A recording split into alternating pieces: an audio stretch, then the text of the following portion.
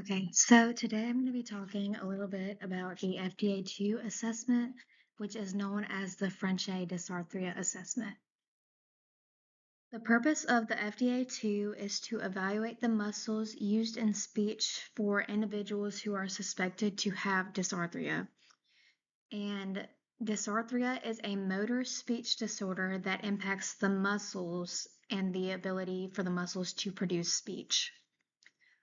So, with dysarthria, a person knows what they want to say, and the brain is sending that correct message, but there is an issue going on with the muscles. Okay, so when I was reading the manual, I got a bit confused at one part, so I had to redo this. Um, okay, so the assessment age range is 12 to 97 years of age, and then it's given to individuals who are, of course, suspected or diagnosed with dysarthria. Now, the manual does state that it can be given to children, but it must be administered with care.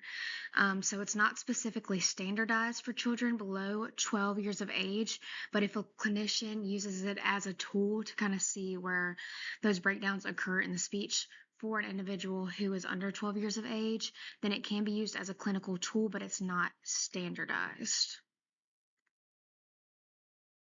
Okay, so there are the major subtypes that are assessed with the FDA-2, and those include reflexes, respiration, lips, palate, laryngeal, tongue, and intelligibility. You can kind of see that here. That's what the scoring sheet looks like. And then under each of these big domains, there's different parts that it measures, like different subtypes. So for example, with reflexes, it's measuring the patient's cough, swallow, and dribble and drool. And then it keeps doing different subtypes under each specific category.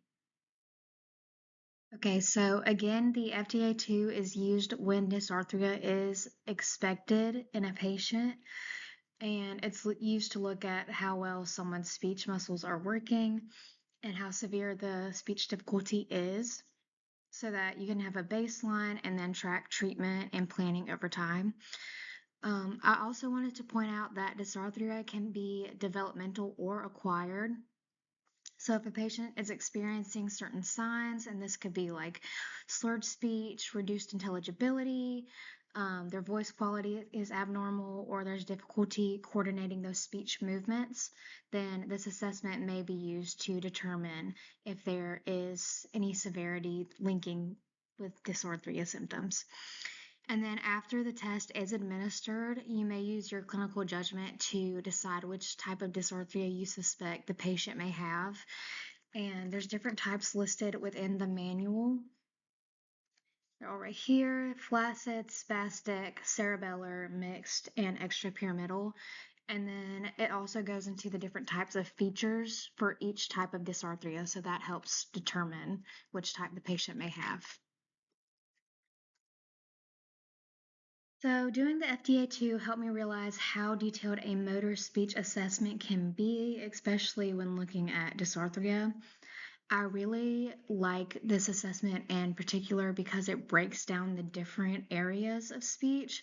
And so, when you're actually administering this to a patient, you can go back and then realize where those communication breakdowns are occurring. I also wanted to point out that when looking through this assessment, I realized how difficult it can be to differentiate motor speech disorders in general.